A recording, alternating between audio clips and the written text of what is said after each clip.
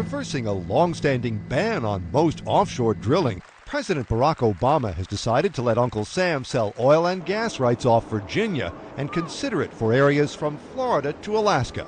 Announcing the plan, he said America simply must end its oil import addiction and produce more domestic energy.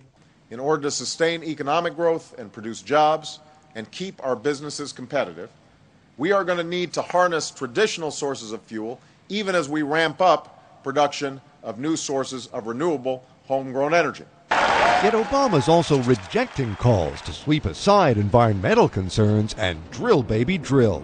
I would say that this comprehensive approach is a lot less drill, baby, drill and more drill where it's responsible. In fact, he's canceling plans to drill in Alaska's environmentally sensitive Bristol Bay. But he is opening up a large chunk of the East Coast, a new part of the Gulf of Mexico, and even parts of the Alaskan Arctic. And that has environmentalists up in arms. I think it's a real letdown, and I think it's a betrayal of people that voted against drill, baby, drill and for President Obama's vision of a clean energy future.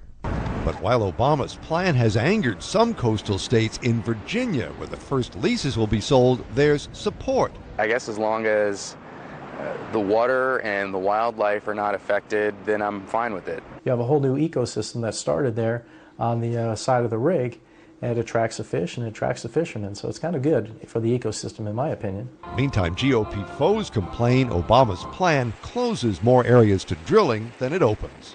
The president portrays this as a middle-of-the-road approach for a nation whose energy appetite will only grow as it emerges from recession. He's also angling for a few Republican votes for his fight against global warming. But in reaching for the center, Obama risks the ire of green voters and coastal states whose votes helped set him here in the first place. Mark Smith, The Associated Press, the White House.